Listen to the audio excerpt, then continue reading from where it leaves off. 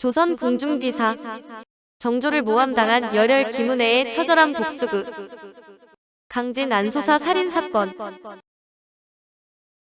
정조 14년인 1790년 전라도 강진에서 양갓집 젊은 부인이 안소사라는 여인을 살해한 뒤에 현청에 와서 자수하고 자신의 원수 최정년을 죽여달라고 고발했습니다. 강진 현감 박재수는 대경 실색해 여인을 동원 마당에 끌어안치고 신문을 하기 시작했는데 여인은 18세로 성은 김씨요, 이름은 은혜라고 했습니다. 사악하고 간교해 남을 모해하는 것을 좋아하는 안소사는 은혜를 신우이의 아들인 최정년과 맺어주고 싶어 은혜와 최정년이 사통하였다는 얼토당토하는 소문을 퍼뜨렸습니다. 날이 갈수록 심해지는 안소사의 거짓말에 정절을 훼손당했다고 생각한 은혜는 마침내 안소사에게 처절한 복수의 칼을 뽑아대는데 조선시대의 여자의 정절은 목숨과 같은 것이었습니다. 형군으로 불리는 정조까지도 잠을 이루지 못하고 번민하게 만든 사건이었는데 여러 야사에 전해지고 있지만 실록에도 상세한 기록이 있고 정조의 명에 따라 이덕무는 사건을 바탕으로 은혜전을 남겼습니다. 사건을 자세히 알아보면 200여 년 전인 정조 14년인 1790년에 전라도 땅 강진을 발칵 뒤집어놓는 사건이 발생했습니다. 강진현 탑동리의 양갓집 젊은 부인이 안소사라는 노파를 살해한 뒤에 피를 뒤집어 쓴 모습으로 이장과 함께 현청에 와서 자수를 하고 자신의 원수 최정년을 죽여달라고 고발했기 때문입니다. 강진 현감 박재수는 대경 실색해 여인을 신문하기 시작했는데 여인은 머리를 올렸으나 귀 밑에 솜털이 남아있을 정도로 앳되어 보였습니다. 여인은 18세밖에 되지 않았고 성은 김씨고 이름은 은혜라고 했는데 정숙하고 음전해 보이긴 했지만 눈에서는 살기가 뚝뚝 흘렀습니다. 정조실록 31권 정조 14년 8월 10일 무호 두 번째 기사 1790년 청건융 55년 전라도 강진현에 사는 은혜라는 여인이 살인한 죄에 대해 의논하다. 전라도 강진현에서 은혜라는 여인이 그 이웃에 사는 안조의 안소사라는 여인을 흉기로 찔러 죽였는데 현감 박재순이 검시한 결과 사실이었다. 그 까닭을 물으니 은혜가 공초하기를 제가 시집 오기 전에 이웃에 사는 최정년이란 자가 남몰래 나와 간통하노라고 소문을 퍼뜨리고 안조이를 중간에 내세워 청원해 왔습니다. 허락하지 않고 다른 사람에게로 시집을 가자 최정년은 안조이와 함께 추잡한 말로 무고하기를 더욱 심하게 하였습니다. 이 때문에 그분을 참지 못하고 밤중에 칼을 들고 안조이의 집에 남몰래 들어가 먼저 그 목을 찌르고 다시 난자하였으며 이어 최정년의 집으로 가려 하였으나 저의 어미가 말리는 바람에 그만두었습니다. 관청에서 최정년을 때려 죽이기 바랍니다. 하였다. 은혜가 살고 있는 탑동리에 안소사라는 노파가 살고 있었는데 젊었을 때 기녀 생활을 한 안소사는 항상 은혜의 집에 와서 쌀이며 콩, 메주, 장 따위를 은혜 어머니에게 얻어먹거나 빌려가곤 했습니다. 그런 일이 계속되자 은혜 어머니가 너무 염치 없는 짓 아니냐며 연박을 주자 그 말에 앙심을 품었는데 안소사는 사악하고 간교하여 남을 모해하는 것을 좋아했습니다. 은혜는 어려서부터 총명하고 예뻤는데 혼기에 이르러 근동에서 가장 예쁜 처녀가 되자 안소사는 은혜를 자신의 시누이 아들인 최정년과 인연을 맺어주고 싶었습니다. 하루는 안소사가 최정년을 불러 은혜를 신부로 맞으면 어떠냐고 묻자 최정년은 은혜는 근동에서 가장 예쁘니 그 처자와 혼례를 올리면 어찌 좋지 않겠냐고 대답했습니다. 이에 안소사는 은혜와 사통했다고 소문을 퍼뜨리기만 하면 이를 성사시켜주겠다고 했고 최정년에게 온몸에 부스럼이 났는데 약값이 비싸니 일이 잘 되면 약값을 대주겠느냐고 했습니다. 당근 성사되면 대준다고 최정년은 안소사와 굳게 약속을 하고 돌아갔는데 안소사는 동네방네 돌아다니면서 소문을 퍼뜨리기 시작했고 최정년도 덩달아 은혜와 정을 통했다는 소문을 퍼뜨렸습니다. 소문은 순식간에 마을에 파다하게 퍼졌고 은혜는 그런 소문이 나돌자 입술을 깨물고 치를 떨었는데 조선시대에 처녀가 사통했다는 모함을 받는 것은 정절을 훼손당한 것이나 다를 바 없었습니다. 탑동리에 살고 있는 김양주는 은혜의 행실이 얌전하다는 것을 알고 있었기 때문에 나쁜 소문이 퍼지고 있었음에도 매파를 넣어 은혜에게 청혼을 했습니다. 은혜는 학문이 단아한 선비 집안 출신의 김양준과 혼례를 올렸는데 안소사는 은혜가 혼례를 올리자 은혜가 모월모일에 정년과 동침했으며 이미 정년의 아이를 낙태시켰다는 더욱 악랄한 소문을 퍼뜨렸습니다. 마을 사람들은 안소사의 말을 믿으려고 하지 않았지만 은혜는 점점 더 나쁜 소문이 돌자 마음이 참담해져 남편 김양준의 얼굴을 차마 쳐다볼 수도 없었습니다. 김양준도 은혜에 대한 나쁜 소문 때문에 외출을 하려고 하지 않았는데 성품이 강직한 은혜는 안소사의 모함이 2년 동안이나 계속되었으나 입술을 깨물고 꾹꾹 눌러 참았습니다. 그런데 안소사가 또 다시 악랄한 소문을 퍼뜨리고 돌아다녔고 그 소문이 자신의 귀에까지 들려오자 치를 떨며 소매를 걷어붙이고 부엌칼을 품속에 숨긴 채 안소사의 집으로 쳐들어갔습니다. 때는 5월의 일경 무렵으로 안소사는 날씨가 더워 적삼을 벗고 치마 차림으로 누워 자고 있었고 안소사의 남편은 외출을 하고 방에는 등잔불만 깜박이고 있었습니다. 망령된 노파가 거짓 소문을 내어 나를 괴롭힌 것이 하루 이틀이 아니지만 어제의 헛소리는 내가 차마 듣고 흘려버릴 수가 없었노라. 이제 내가 원수를 갚으러 왔으니 너는 내 칼맛을 봐라. 찌를 테면 찔러봐라. 내년한테 그만한 용기가 있다냐? 아직도 반성을 하지 못하니 죽어야 정신을 차리겠구나. 은혜는 말을 끝내기가 무섭게 번개같이 안소사의 목 좌측을 향해 칼을 휘둘렀으나 안소사는 깜짝 놀라며 옆으로 피하더니 은혜의 오른쪽 팔목을 움켜쥐는 바람에 칼날이 빗나갔습니다. 그러나 은혜가 안소사를 뿌리치고 목 오른쪽에 칼을 깊숙이 찌르자 안소사는 처절한 비명을 지르며 쓰러졌고 목구멍에서는 검붉은 피가 콸콸 뿜어져 나왔습니다. 은혜는 안소사 옆에 쪼그리고 앉아서 한 번 꾸짖고 한 번 찌르기를 18번이나 되풀이해서 은혜의 온몸은 피투성이가 되었습니다. 잠시 후 그녀는 칼을 씻지도 않고 마루에서 내려와 최정년을 죽이기 위해 그의 집으로 미친 듯이 달려가던 길에서 친정어머니를 만났는데 은혜의 친정어머니는 온몸에 피를 뒤집어 쓴 은혜를 보고 경악했습니다. 어머니, 저는 복수하러 갑니다. 지금 안소사를 칼로 찔러 죽이고 오는 길입니다. 무슨 짓을 저지른 것이냐? 내가 어찌 사람을 죽였단 말이냐? 어머니, 안소사는 물론 최정년이도 저의 정절을 더럽혔으니 그 역시 죽여서 반드시 복수를 하겠습니다. 안 된다. 그런 것은 관아에서 하는 일이지 사사로이 살인을 해서는 안 된다. 은혜는 어머니가 필사적으로 만류하자 하는 수 없이 집으로 돌아왔는데 김양준은 피투성이가 되어 들어오는 은혜를 보고 당황하여 어찌할 바를 몰랐습니다. 서방님 별 면목이 없습니다. 추악한 노파와 불량배가 작당을 하여 소첩의 명예를 더럽혔기에 복수를 했습니다. 저는 일편단심 서방님을 사랑하나 서방님께서는 이 일을 어찌 생각하실지 알 도리가 없습니다. 혹여 서방님의 전도에 방해가 된다면 저를 내치십시오. 나는 당신을 결코 내치지 않을 것이요. 그 말씀이 정녕 사실이옵니까? 사실이요. 당신은 모진 데가 있으나 내게는 너무나 잘하고 있잖서. 서방님, 그럼 저를 한번 안아주세요. 저는 이제 관아에 가서 자수를 할 것이니 이제 다시는 집에 못 돌아오지도 몰라요. 탑동리가 발칵 뒤집혔는데 탑동리의 이장이 진연의 은혜가 안소사를 죽였다고 고발하자 강진영감 박재수는 율관과 검관, 의생, 오작 사령을 거느리고 안소사의 집으로 달려가 시체를 확인하고 사건의 전말을 조사했습니다. 그리고 무언록을 바탕으로 검험을 하기 시작했는데 검험은 먼저 시체를 발견하고 관아에 고발한 사람의 진술을 듣고 기록하는 것으로 시작해 시친으로부터 경위를 조사합니다.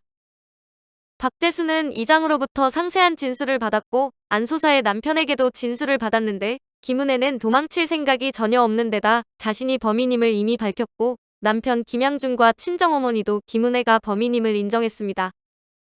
그렇지만 시체를 검험하지 않을 수 없어 박재순이 검관들에게 검험을 지시하자 오작 사령들이 마당에 멍석을 펴놓고 안소사의 시신을 끌어냈는데 때는 윤 5월 27일로 한여름이었습니다.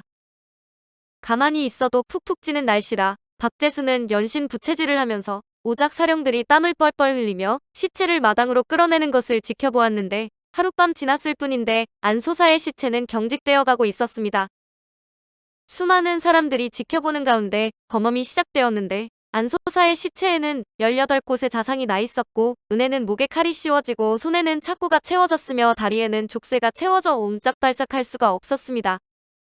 동네 사람들이 잔뜩 몰려와 안소사의 시신과 은혜를 둘러싸고 혀를 찾고 은혜를 손가락질하는 사람들도 있었는데 검험 후 박재순이 은혜를 신문하기 시작했습니다. 무슨 까닭으로 안소사를 죽였느냐? 관장은 우리 백성의 부모 되시니 이 백성의 억울한 사정을 들어주십시오.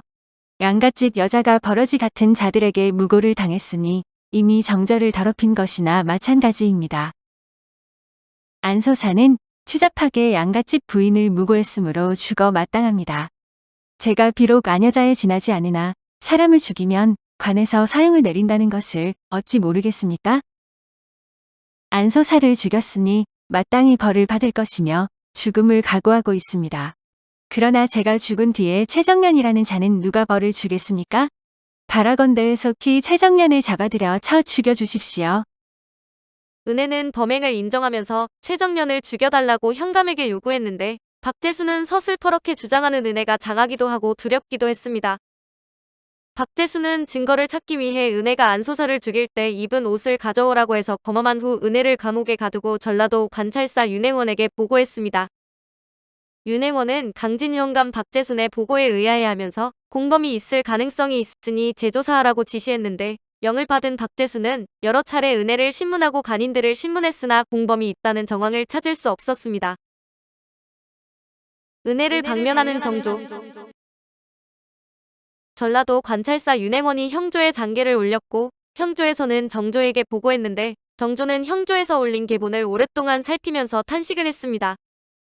살인사건이지만 악의적으로 정조를 훼손시킨 노파에 대한 단죄였는데 문제는 18세의 연약한 여인이 과연 혼자 힘으로 거구의 안소사를 살해할 수 있느냐 하는 점이었습니다. 정조는 사건을 상세하게 조사하라는 지시를 내렸는데 18세의 여자가 살인을 한 것도 그렇지만 정조를 모함했다고 해서 복수를 했다는 것도 놀라운 일이었습니다. 장안의 사대부들 중에는 은혜의 살인 행위를 두둔하는 이가 있는가 하면 사사로이 복수를 하기 위해 살인을 했으니 마땅히 법에 의해 다스려야 한다고 말하는 이도 있었습니다. 장안이 온통 은혜의 살인사건으로 떠들썩했고 새로 황해도 관찰사가 된 윤시동이 다시 안소사의 시신을 검험하고 은혜를 신문한 뒤에 정조에게 보고하자 정조는 은혜의 처벌 문제를 대신들에게 하문했습니다.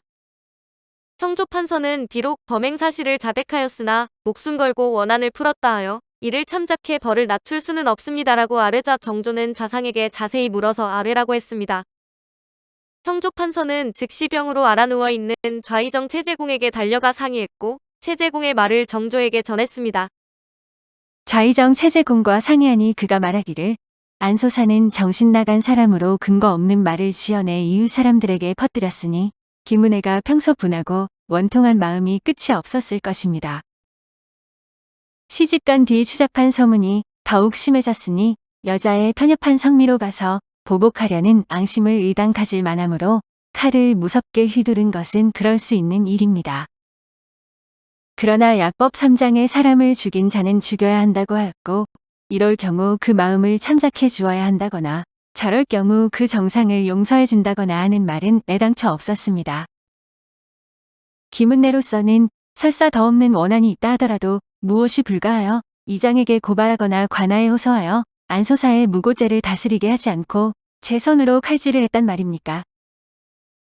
남을 무고한 말이 아무리 통분하다 해도 그 유문이 사형에는 이르지 않으며 원한을 보복한 일이 비록 지극한 원한에서 나왔다 하더라도 그 죄가 살인에 적용된 이상 시는 감히 참작하여 용서하자는 논의를 드릴 수 없습니다고 하였습니다. 그러나 정조는 은혜가 살인을 하고도 이리저리 변명을 하지 않은 점을 가상하게 여겼을 뿐 아니라 그녀를 춘추 전국시대의 자객섭정의 노이에 비유했습니다. 세상에서 살을 내고 뼈에 사무치는 원한치고 정조를 지키는 여자가 음란하다는 무고를 당하는 것보다 더한 일은 없다. 잠시라도 이런 누명을 쓴다면 곧 천길만길 깊은 구덩이에 빠진 것과 다름없는데 구덩이는 부여잡고 오를 수도 있지만 이 누명이야 해명하려 한들 어떻게 해명할 것이며 씻으려 한들 어떻게 씻을 수 있겠는가. 만약 이 일이 전국시대에 있었더라면 그 생사를 초월하여 기계와 지조를 숭상한 것이 섭정의 누이와 사실은 달라도 명칭은 같은 것으로 사마천 또한 이것을 취하여 사기의 유효 발전에 썼을 것이다. 수십 년 전에 해서지방에 이와 같은 옥사가 있었는데 감사가 용서해 주기를 청함으로 조정에서도 이를 칭찬하여 알리고 즉시 놓아주었다. 그 여자가 추록하자 중매쟁이가 구름처럼 모여들어 천금을 내놓고 데려가려고 해 결국 어느 향반의 며느리가 되었는데 지금까지 미담으로 전해지고 있다. 김은혜는 이 일을 이미 시집간 후에 결단했으니 더욱 뛰어난 소행이 아니겠는가. 은혜를 특별히 석방하라. 이 사건의 줄거리와 판결하여 내려보낸 내용을 등서한 후 도내에 널리 알려 모르는 사람이 없게 하라. 사람으로서 윤리와 기절이 없는 자는 짐승과 다름이 없는데 이것이 풍속과 교화의 일조가 되지 않을 수 없을 것이다. 정조의 말은 수십 년 전에 처녀가 정조를 모함받아 살인을 했는데 무죄로 석방되었고 그녀의 열혈에 감동하여 중매쟁이가 구름처럼 모여들었다는 것입니다. 정조는 영을 내린 뒤에 침전으로 돌아왔고 김은혜 사건이 그것으로 마무리될 것이라고 생각했는데 곰곰이 생각하자 김은혜의 성품으로 미루어 석방을 하면 반드시 최정년을 찾아가 살해할 것이라는 데 생각이 미쳤습니다. 그렇다고 그녀를 처벌하는 것도 탐탁지 않았는데 정조는 밤새도록 뻔민하다가 날이 밝자 다시 영을 내렸습니다. 호남 지방의 죄수 중 김은혜를 특별히 방면하라는 명을 내렸는데 그처럼 강하고 사나운 성질로 그와 같이 분풀이를 하였으니 처음에 손을 대려다가 뜻을 이루지 못한 최정년이 다시 김은혜의 독수에 걸려들까 우려된다. 그렇게 된다면 김은혜를 살리려다가 도리어 최정년을 죽이게 되는 것이니 사람의 목숨을 소중히 여기는 뜻이 어디에 있겠는가. 공연한 생각이지만 사람의 목숨과 관계되니 해조로 하여금 사실을 낱낱이 들어 밝히고 해당 도의 공문을 띄워 지방관을 엄히 신칙하여 다시는 최정년에게 손을 대지 못하게 할 것을 다짐받고 김은혜를 석방한 뒤에 가명에 보고하도록 하라. 은혜는 최정년에게 복수를 하지 않는다는 조건으로 석방되었는데 기이한 판결이지만 정조의 고뇌를 엿볼 수 있는 대목입니다. 안소사 살인사건은 정범이 자백을 했는데도 공범이 있는지 의심스러운 나머지 관찰사가 9차례나 조사를 하게 했다는 사실도 특이합니다. 조선시대의 여자의 정절은 목숨이나 다름없었는데 남자가 죽었을 때 여자가 따라 죽거나 평생 수절을 하면 열부 또는 절부로 칭송받지만 개가를 하거나 외간 남자에 의해 정절을 잃으면 가문의 치욕으로 여겼습니다. 정절을 잃고 자살하는 경우도 적지 않았고 외간 남자에게 손목을 잡혔다고 손목을 자르는 여인이 있는가 하면 가슴을 잡혔다고 해서 가슴을 베어버리고 자살하는 여인의 얘기도 실록이나 문집에서 자주 볼 수 있습니다. 조선시대에는 남녀가 20세가 되기 전에 혼례를 했기 때문에 20살 전에 청산과부가 되는 여자들도 많았습니다. 부부로서 즐거움을 누리기도 전에 남편이 죽으면 3년상을 치르고 평생 수절을 해야 했는데 이는 여자들에게 가혹한 굴레였습니다. 그러나 이러한 굴레를 벗어나려고 하면 엄중한 처벌을 받거나 사회적으로 매장을 당했습니다. 오늘 조선궁중기사는 정조를 모함당한 열혈 김은혜의 처절한 복수극 강진 안소사 살인사건이었습니다.